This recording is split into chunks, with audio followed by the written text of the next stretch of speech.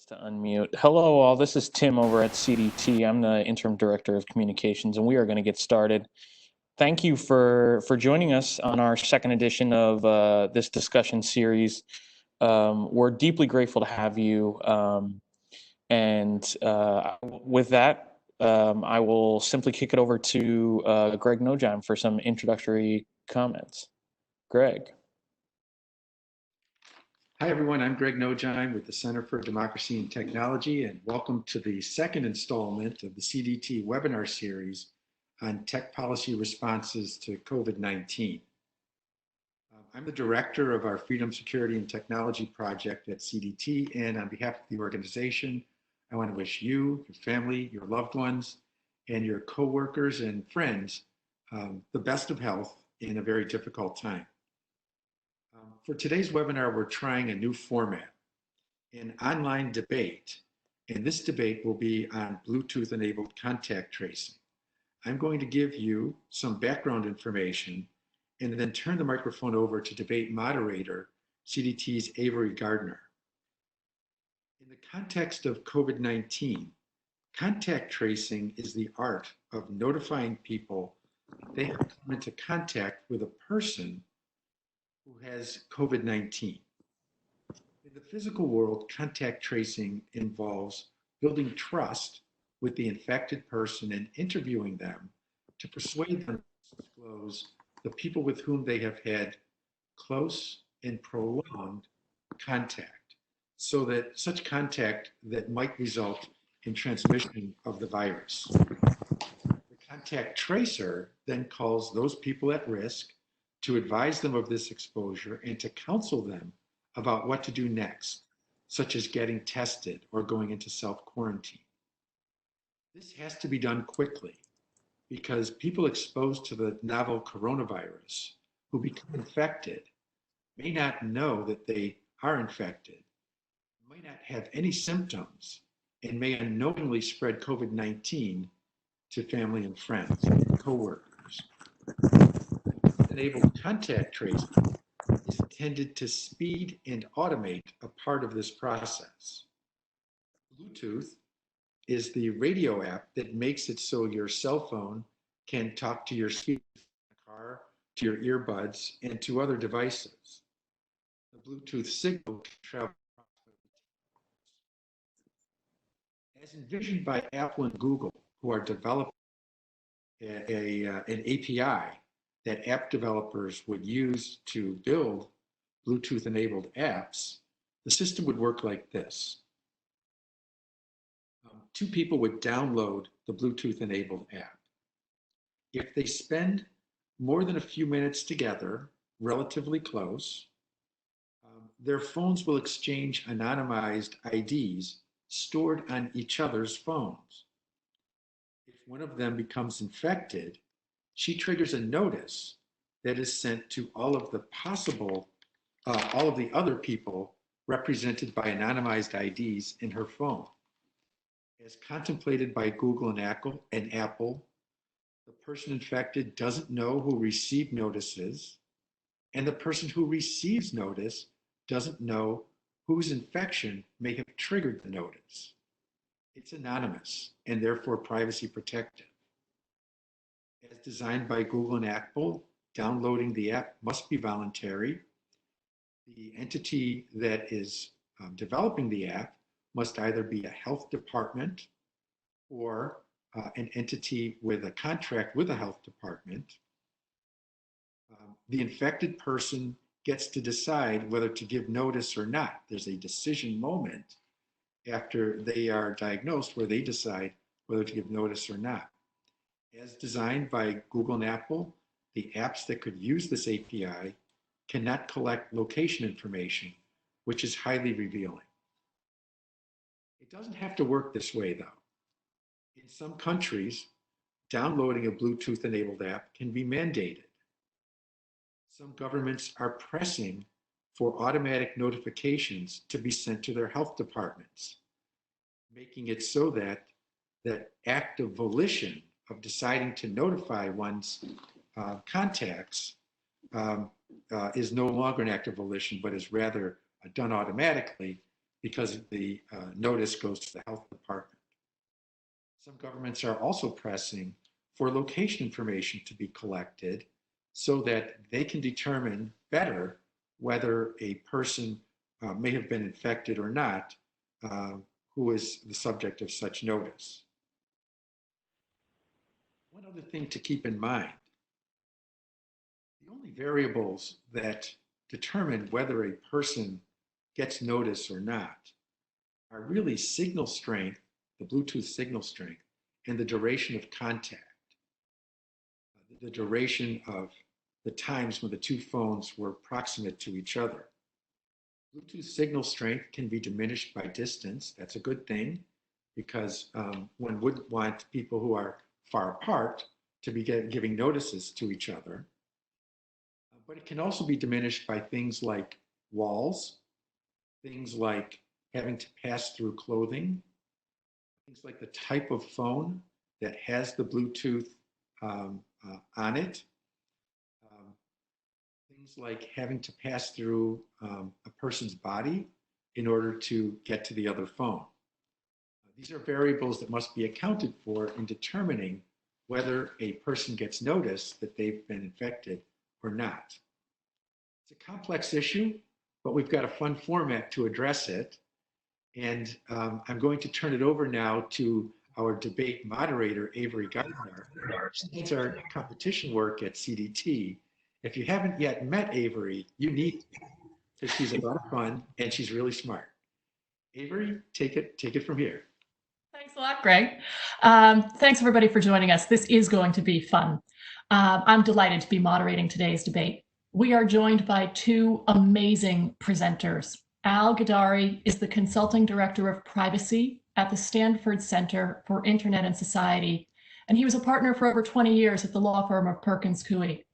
Nima Singh Guliani is a Senior Legislative Counsel with the ACLU, where she focuses on surveillance, privacy, and national security issues. Prior to joining the ACLU, she was at the Department of Homeland Security, concentrating on national security and civil rights issues. A few notes before we get into the substance. First, we are recording today's event, and our comms team will share the recording with everybody who registered for the event. I'd also like to tell you about the format of today's debate, requests of our audience. On format, each debater will make an opening statement for 5 minutes. Then there will be 2-minute rebuttals followed by questions. I, as the moderator, will pose the questions, and each speaker will have 90 seconds to respond. And that brings me to the first of my 2 asks of all of you. We would be delighted to have you all submit questions for today's debate, and you can do that 3 different ways. First, on your computer, you can use the chat function of this WebEx system to submit your question directly to Tim Hoagland, CDT's Interim Director of Comms. Open up the participant panel, hover over his name, and click on the chat bubble. Or, if that's inconvenient for you, you can email questions to questions@cdt.org or send them via Twitter @SendDemTech, #CDTQuestions. Okay, and here's my second ask before we jump in. We are doing this debate through virtual presence, but I want you all to imagine that we're together in a room. Close your eyes for a moment. Imagine that we're in a large lecture hall at an unnamed university somewhere in the Midwest. The stage in front of you has 2 podiums, each with a tall glass of water on the side. The background is blue with a few stars on it, I think. I, as the moderator, sit in a nondescript office chair at a low table in front of you, and the TV cameras shoot from over my shoulders. You're all seated in hushed silence as our 2 debaters walk onto the stage from right and left, shake hands, and flash fake smiles for the cameras. Then they take their positions. And with that, Al, I would like to turn it over to you to make your opening statement in support of the resolution. Thanks, Avery. This is an easy proposition for me to support because I think the answer is obvious. The benefit of Bluetooth-enabled contact tracing is that it saves lives. And whatever the theoretical risks, which I think are small, the calculus is clear for all those people who will benefit by choosing to use an app to avoid getting or retransmitting the disease. No treatment is currently available for COVID. Contact tracing after testing, social distancing, and isolation and quarantine are the only tools we have to slow the spread of the epidemic. You can't quarantine everyone until a cure is found, nor can society function standing 6 feet apart forever. So rapid contact tracing becomes the critical tool. Manual contact tracing alone is slow. It takes 3 to 5 days on average per infected person. It's notoriously imperfect in identifying all contacts, let alone those who are in proximity to you that you don't know. It requires you to disclose personal information to a stranger who works for the government without the faintest idea about who will see it, where it's stored, or how long it will be kept.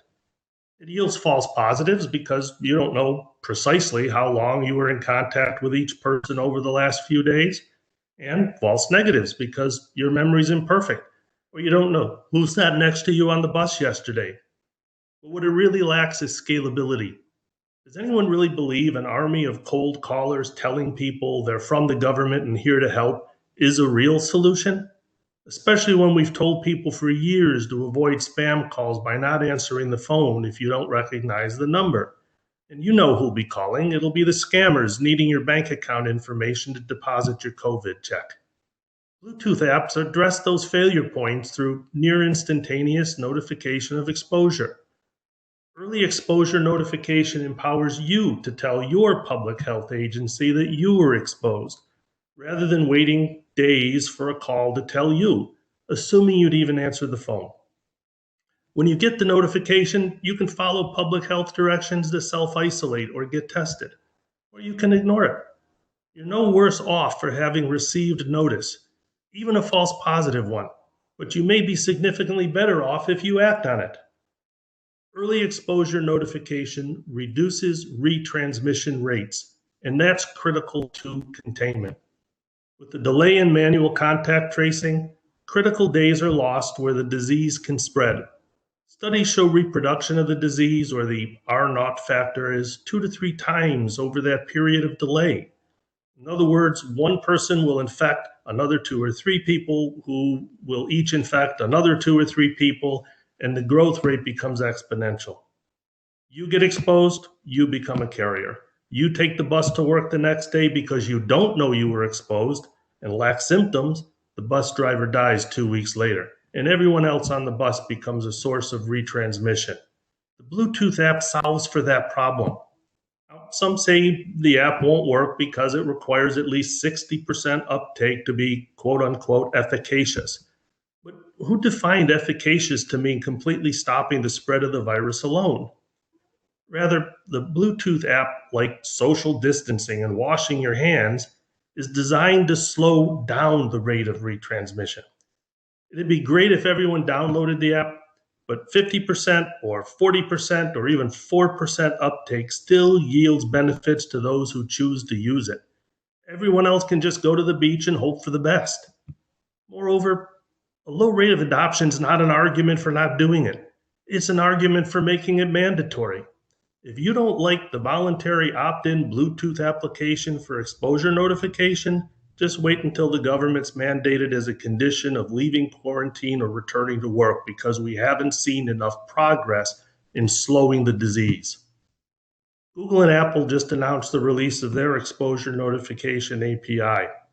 Already about 20 countries have signed up to use this system and are now building Bluetooth applications. These apps will be voluntary. The decentralized approach keeps data away from both governments and Google and Apple.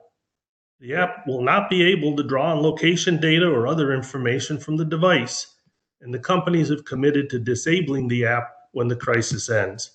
These steps are important to building trust and therefore adoption, eliminating many of the risks that some perceive. The ACLU white papers on technology and COVID acknowledge the benefits of this approach, but they lament the world we live in due to COVID. I get that not everyone has a smartphone, and marginal communities especially may not benefit directly from an app, but that's an argument for bringing more resources to serve those communities, not against implementing the application. Some also claim the apps won't be accurate enough and want the app to have the precision and accuracy of a guided missile. But this is a case where close enough is good enough to alert people to the risk of exposure. And because these apps work in tandem with other public health initiatives, many of the accuracy concerns are addressed collectively. With the increased testing that we're finally doing, much more contact tracing will have to be done. The real risk here, it's not using Bluetooth technology to improve contact tracing and to help contain the spread of the virus. Thanks, Avery. Thanks very much, Al. Nima, we'd like now to hear your response, please. Thanks, Avery, and thanks to CDT for putting this together. I certainly understand the impulse to turn to technology and look for ways to mitigate the spread of the disease. I think we all want to return to a world that is somewhat more normal in our pre-COVID life. But when it comes to Bluetooth contact tracing, we simply aren't ready to have this be part of our public health response. And I think that that's true for 3 reasons. Number one, we don't have anywhere near the evidence in place to prove that the technology actually works, much less the non-technological tools in place for this to actually help people. 2, we don't have the safeguards in place to prevent bad outcomes. There's a very real downside to moving forward prematurely, and some of those bad outcomes will be borne disproportionately by communities that are already being adversely impacted by the disease. And 3, I think we should be very wary of moving forward with health solutions that are going to leave out many of our most high-risk populations, including low-income communities and the elderly. We should be worried about diverting important health resources away from proven tools that can actually help these communities. So just to talk about each of these points in a little bit more detail. 1, effectiveness. You heard Greg at the outset talk about how benign factors can affect the accuracy of these tools. Such as whether you have your phone in the pocket or whether you're separated by a wall, that could lead to sort of false positives and false negatives. Those are fundamental questions about the technology that we still need to answer. But there's also a whole separate set of questions that we need to ask ourselves.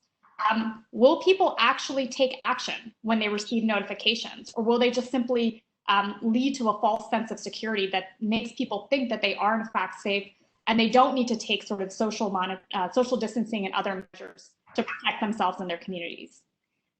We also don't know how people will react to this notification regime because, as manual contact tracers have emphasized, notification's one small piece of the puzzle. You have to talk to people to gain their trust, get additional information, connect them with health resources, give them information about what they can actually do. That's not something that's built into the technology. And of course, that's all separate from basic foundational health access that we need for any notification regime to work. Accurate, fast, and widely available testing, which is still something that many states and localities are challenged with. To say nothing of the practical fact that if people don't have the resources to quarantine themselves for 2 weeks, they may not be able to do so because they're economically stressed. So 2, let's go and look at the risks. What are the risks of moving forward prematurely? Right now, we don't have the safeguards in place to prevent the technology from being used in a way that violates people's rights and actually triggers further distrust of the government and public health efforts. So what's not in place? Google and Apple have talked about the importance of their tool being voluntary. For that to be a reality, we need efforts and guidance to prevent employers, landlords, and others from making use of the tool contingent on access to housing and other critical services. We also don't have the tools in place to prevent data from being used for other purposes. For people to feel comfortable using a tool, they're going to need to feel confident that law enforcement and immigration enforcement are not gaining access to their information. And right now, our privacy laws and infrastructure is not sufficient to meet that requirement. We need a guarantee that terms of service associated with these tools will actually protect people. We've seen in other contexts, for example, Utah, where terms of service actually would make it more difficult for people to seek redress in cases where their rights were violated. And we don't even have public benchmarks for how to measure whether these tools are effective and how we know when to pull the plug because they're frankly just wasting time and resources. So there's a lot more that we need to do before we can move forward with this technology. And finally, I want to talk about the equity issues. I think that we should be very worried about the communities that are likely to be left behind. Nearly half of people over age 65 don't have a smartphone. About 30% of people who make less than $30,000 also don't have a smartphone. These numbers don't even factor people who may have older models and thus be unable to use these tools at all. Quite simply, the Bluetooth contact tracing tool doesn't reflect our actual health needs. The greatest per capita rate of COVID-19 in the US right now is the Navajo Nation. And low-income neighborhoods in New York City are dying from COVID at more than twice the rate of affluent neighborhoods. We need to target health resources at these neighborhoods. And there's the practical reality that Bluetooth contact tracing can divert important resources away from these efforts. You look at Utah, over $2.75 million spent on a contact tracing app that's being used by less than 40,000 people. So overall, I don't think that we can completely close the door on this technology, but I do think that there's a lot more that we need to do before we can make it part of our public health response. Thanks very much, Lima. Al, I'd like to turn back to you for a short 2-minute rebuttal, please. Sure. Thanks, Avery. Look, I don't understand the opposition to actually creating an application and deploying it that is going to save lives and is going to work, because it is working in other places, Singapore and other countries. The fact you can't measure it and the fact there isn't some regulatory structure in place to address how that data might be used is bizarre to me, because the Google and Apple application doesn't share information with the government. So the fact that people would choose to use something is a positive, not a negative. The fact that there might be a false positive is a positive, not a negative, because the more notice we share, the more people can act upon that notice. And it is the alternative to everyone staying home. That's the false positive you need to work against. And lastly, I agree with you, Nima, on marginal communities and those where the impact of COVID has been the highest. But that's not a zero-sum game. The answer to your problem here is deploy more resources. It's not to ignore the other 80% who have a chance to get notice and act on it. The more people that have notice and the more people that self-isolate or get tested, the better we all are. It is a community. It isn't just a single purpose application. And that application works in tandem with many other initiatives of public health. I can't solve, lastly, for the stupidity of people going to the beach, and neither can you. People will make bad choices based on technology. We've seen it time and again. Everybody knows they shouldn't be hanging out at the beach, but most people can't wait for the pools to reopen this summer with their kids. Bizarre to me. But for those people who will benefit from this, it's time to get that application out there, and it's time to embrace it rather than criticize it and revile it. Nima, would you like to respond? Sure. I'd like to sort of make, I think, 4 points in response to that. Number one, I don't disagree with you, Al, that we should be looking at technological solutions. But I think that you're glossing over some of the actual harms that could result from moving forward with this too quickly. You say that there's no harm with moving forward. Tell that to the hourly worker who's going to show up for work and have their employer require them to download this app when they may not have the technological capacity or may not want to use it. Tell those to individuals who may go to the grocery stores and all of a sudden have new requirements that they don't understand. We have to think about the effect of not having policies in place to make sure these tools are voluntary and to make sure that people aren't coerced into using them. So I think that there is a very real danger that we move forward, and instead of actually helping people connect to health resources, we just create further distrust of those resources. And we know that because it already exists in certain communities where people have been afraid to seek medical help or seek medical treatment out of fear that their data is not being handled properly or out of fear of government actors. I agree that we can't completely solve that problem right now, but we certainly don't want to make the existing public health response worse. Second, there can also be a risk of false positives. More notification has very real consequences for people, especially if they're forced to quarantine when they may not have the economic resources not to work. especially if they don't have access to quick and fast testing. We also don't know the stress that that's going to put on the overall healthcare system. There's already a short supply of testing and other health resources. And so I think the idea that we should move forward without having a clear understanding of what the false positives and negatives should be would be not completely responsible. And finally, there is a practical reality that resources will be spent on these tools. There'll be resources spent to develop the tools, resources that will need to be spent to educate the public about them, and also, frankly, resources that we're not sure how this is going to interact with things like manual contact tracing. Would it be the case that manual contact tracers will spend time following up on notifications based on information that might be gleaned from certain technologies? So we have to have a better understanding of how this fits into the existing public health system to be sure that this is actually a tool that's not going to divert important public health resources away from communities that are most at risk. Thank you very much. We'll now turn to the questions segment of this debate. And as a reminder, please submit your questions to us so that we can pose them to the debaters in almost real time. But I'd like to start off with a question that I'll direct first to Nima and then second to you, Al, and there are slightly different parts of it for each of you. But as a general matter, Apple and Google have imposed some significant limits on the use of the application program interface that they are releasing today. As Greg mentioned at the beginning, app developers that can use it must be public health departments or contractually tied to those public health departments. Downloading the app cannot be required by the government. The names of those who test positive or download the app can't be conveyed to public health departments, etc. Al, I'd like to ask you, are there any use limitations that Apple and Google have implemented that you would relax, and if so, which ones? But Nima, we'll start with you. Are there any criteria that Apple and Google could impose on the APIs that use this Bluetooth technology for contact tracing that would alleviate your concerns? And if so, what are they? I think that there's a need for sort of broader policies and governance structures around use of the app by public health authorities. And that's not necessarily a solution that Apple and Google can put forward on their own.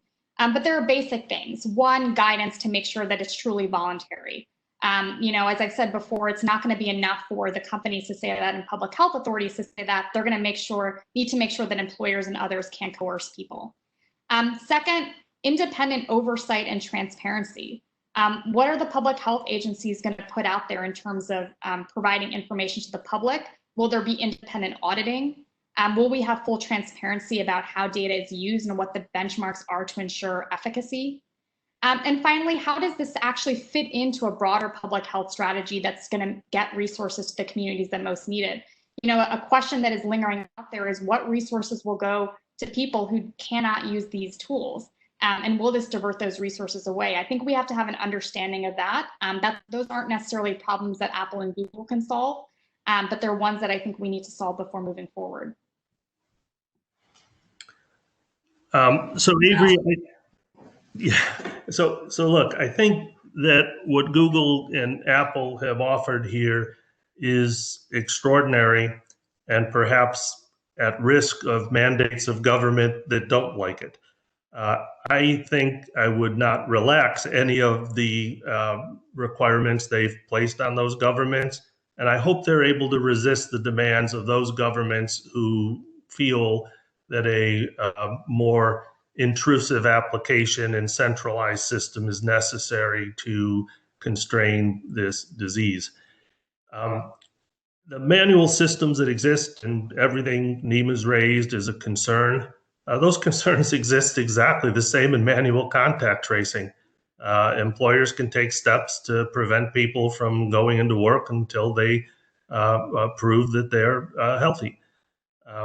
The way Google and Apple has done this empowers people to make the right choice and empowers people to get the right information, and it prevents the governments and others from acting in a way that would deprive them of their rights. So I wouldn't loosen a thing in what they've done, and instead I'd congratulate them on having the fortitude to do it the way they did it. Thank you. Now I have a one-word yes or no question for both of you. Do you plan to download these apps yourselves? Yes. Not yet, no. Okay, thank you. maybe someday though. Okay, so turning back to our longer form answers and questions, let me ask you, are there any uses of these sorts of contact tracing apps outside the government sector that you would condone? You've both mentioned the possible use of these by employers or by landlords as a condition of returning to work or access to housing. Others that could come to mind might be as a condition of access for those wanting to go to amusement parks or stadiums or churches or other gathering places, or perhaps use of them by universities. And I mention universities rather than schools generally, because we know that a lot of children do not have smartphones that are Bluetooth enabled. So for that purpose, let's limit it to high school and college age students. So the question is, and we'll start, Al, with you this time, are there any uses of these apps outside of the strictly public health contact tracing setting that you would condone? Well, the purpose of contact tracing is to help people self-isolate, get tested, eliminate the possibility that they have the disease so they can go on with their normal life. In the absence of that, we're all not in our normal life. We're all locked up, and that can't persist. The other alternative to that is what? Let sick people into the workplace, mandate that everybody go back to school. What we're doing right now without these applications is bizarre to me. The fact that we're opening up so quickly and so broadly, and the fact that people are ignoring the risks in doing what they're doing is bizarre to me. These applications will help normalize as much as we can and eliminate the risks to other people as they go back to work and school. So I'm not opposed to the use of these applications, the results of these applications in other environments. The fact that we need oversight on that, I'm all for that. I don't think a discriminatory or abusive approach to this is appropriate at all. But that's why we have other laws. That has nothing to do with the benefit that come from the application themselves. Thank you. Nima. So right now, we don't actually know whether these applications will work and whether the net effect will be positive or negative. So I think that there's a lot of aspirations, there's a lot of good intentions. We still don't know whether they'll actually work at all or whether they will waste time and resources. I'm not completely opposed to the idea of Bluetooth contact tracing technology ever being used, but before we use it, we need to make sure it has efficacy, and we need to make sure protections are in place. I think if we're going to talk about private actors, like employers and others using them, it has to be voluntary. It has to be consistent with good privacy principles. And we actually need to know what the benchmarks we're looking at. How do we measure whether this is actually useful or not, or whether it actually just leads to sort of notification fatigue because of false positives, or people in fact don't want to download the app, they don't listen to the notifications, and it undermines other public health efforts. So those are questions we would need answered, I think, before we engage in sort of broader scale deployment, despite the good aspirations and the good intentions. Thank you. You've both also mentioned the need for some sort of oversight. And I'd like to ask you both how you think that oversight might work in order to ensure accountability. What measures would you propose, or have you proposed, to support external independent oversight for the development and use of these apps? And here I'm asking not just about the APIs, but about the public health department's development of these apps. And how do we do that in a country that has a very decentralized system, where the app that's created by New York City may be different than the app that's created in San Francisco? And as a Washington, D.C. resident, I sure hope that the D.C. app talks to Maryland and Virginia from time to time. But how do we deal with the oversight function that I think everybody acknowledges is important, given how decentralized app development and deployment is going to be across the United States? Neva, we'll start with you. Step one has to be a process that allows for community input, including community input from the most impacted segments of society. Just from an efficacy standpoint, we're going to want to make sure that there's transparency and the ability for people to weigh in on concerns or things that can be done better. There's already an apparatus for that with some surveillance technologies in various cities. And so similar structures should be created in dealing with this technology. The second thing is there should be proactive transparency. There should be independent regular auditing. There obviously is a challenge that states are dealing with this largely on a state-by-state basis. That may mean that states on their own have to have independent capacity to measure, one, is the app they're using actually working, but also are any sort of promised privacy protections or limits actually being followed. Sometimes it's important to make sure that guidelines aren't just words on paper, but they're actually reflected in practice. And finally, I would say that in terms of the information put out there, none of this should be secret.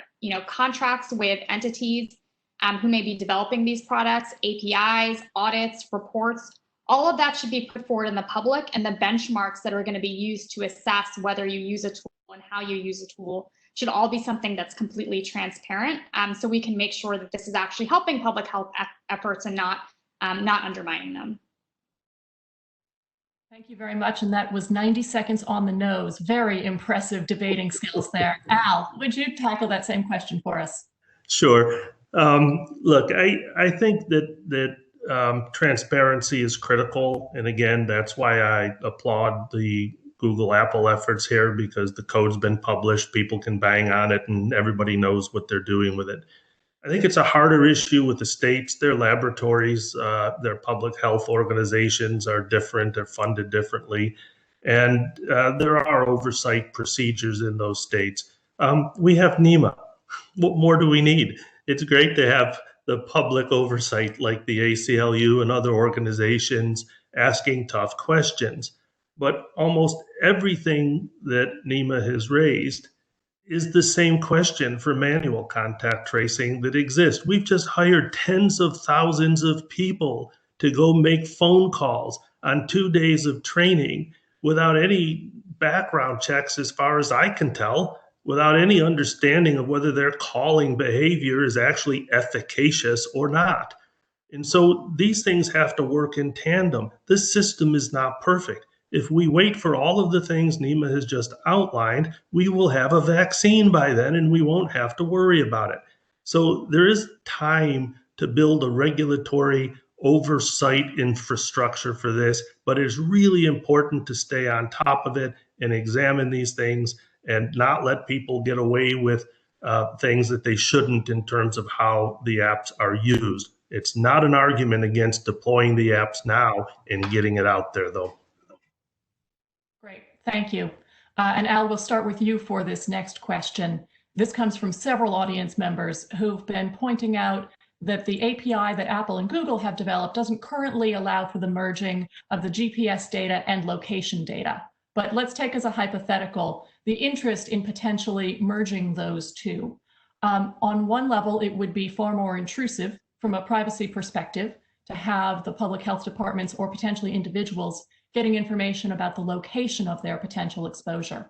And that's been one of the features of the Apple and Google API that a lot of privacy advocates have celebrated. On the other hand, as you've both pointed out, there's a significant risk of false positives. And we might be able to reduce the number of people who are self-isolating or self-quarantining, unable to go to work and whatnot, if we could provide more information about the type of exposure they may have had. For example, was it when a nurse was working in the ER wearing personal protective equipment? Or was it when you were in your car stuck in a traffic jam versus when you were inside a grocery store standing in a long line waiting to check out, which may carry a higher level of risk than having been masked up or in your car in the other scenarios. So what do you think about that notion that adding the location data to the Bluetooth data could actually, while being more intrusive, reduce the number of false positives, potentially be more efficacious, and also potentially reduce some of the burden on marginalized communities who may live in denser areas and be less able to take the time off from work? Al, we'll start with you, please. Sure. I think that there's a real value to bringing in other location capabilities to these applications. I also acknowledge the risks that are associated with that, but I think individuals have the right to make that choice. And the most important thing in a pandemic where lives are at risk is to ensure we can protect the public health as best we can. Those individuals are giving the same information voluntarily orally to a contact tracer. It's not that they're hiding their locations or where they've been, it's that they can't remember. This actually would help them remember better. The real problem is with the long tail of that data. What happens to it once it gets in the government's hands? I wish the governments everywhere would make a clear and unequivocal statement that none of the data collected for purposes of public health and fighting the pandemic will be used for any other purpose. We had that rule, it'd be a lot more easy for people to make the choice to go ahead and contribute their location histories. I also don't think we should be naive about the other sources of location either, or the government's efforts to reach those. In Korea, they're looking at charge card receipts and the like. Do we want to go there? There are many other sources of this. And don't forget, at the end of the day, the privacy risk of all of this that people complain about, that location is already residing with providers. It already exists. It's not the creation of new data that wasn't there before. So the risks are really much smaller in terms of dealing with the providers on it. So I favor the option for individuals to make informed decisions. Thank you. Nima. So a couple things. I mean, we've talked a lot about manual contact tracing. Manual contact tracing in certain ways requires people to have trust to turn over personal information. I think it's a false equivalence in this context. We know and have a long history of using manual contact tracing. We know it's effective and it has proven to be effective in certain contexts. When we're talking about this technology, and including when you're talking about integrating these different types of location information, we have to come back to efficacy and effectiveness and whether it works. And we still don't have data about that. In terms of collecting these additional data points, I have some concerns, and I think there's a lot of questions. What does it mean to collect that? Does that mean that everybody's location information is going to be transmitted and held on a government server? That certainly raises a lot of privacy concerns. I think that it's also going to raise concerns for individuals, frankly, who won't want to use this tool out of fear that information is extremely sensitive and could get in the hands of law enforcement and others. There's also, I think, questions about how that information is going to be used in general, right? And the limits that exist to ensure that it's solely for public health, or will it also bleed over into other government uses or even commercial uses? And so, I do think that one of the benefits of the Bluetooth model is the limited data collection and the fact that we're not collecting massive amounts of GPS or cell site information. And I'd be concerned with, I think, moves towards collecting that data, particularly given the efficacy questions. Great, thank you very much. We are running very short on time, so I'm going to do a speed round question and ask you to give a very short response if you could. But there have been several questions posed by audience members about the role of big tech in developing some of the parameters for these apps. Do you have any concerns that some of the largest tech companies in the world are part of developing these apps? Or do you think that that's something that's actually helping our public health community? And again, speed round, and I believe we're starting with Al. I don't have any concerns at all, because scale is what's required to address this problem, and there's no other group out there other than these very large companies with the security and the capability and the engineers to do it. So no, I think it's a public service, particularly the way Google and Apple have done it, and we should embrace it. Nima? I think in the ideal world, our government, our public health authorities would be leading the development and work here. I recognize, I think, the efforts by Apple and Google to develop something that's as privacy protective as possible. And I think they've made some good steps. But we certainly need, I think, more guidance from public health agencies and others about how this is going to fit into a broader public health response and how we can make sure that they work as intended. Well, thank you both very much. This has been quite good fun for me. I hope you enjoyed it too. And audience members, I hope you learned something along the way. So to our two debaters, thank you so much for a productive time. For all of the other audience members on the line here, I'd like to remind you that all of CDT's COVID-19 related work can be found on our website. The entire team has been busy talking about privacy issues, competition issues, surveillance issues, student privacy issues, and far, far more. So you can find all of that on our website if you're interested in learning more about what we're doing. We will also be holding more of these webinars, and the next one in our series will likely be on the question of student privacy. We'll be talking to policy experts and education practitioners about what they're seeing and how they're responding to it. And with that, I want to thank everybody for joining us today, and be well. Thank you.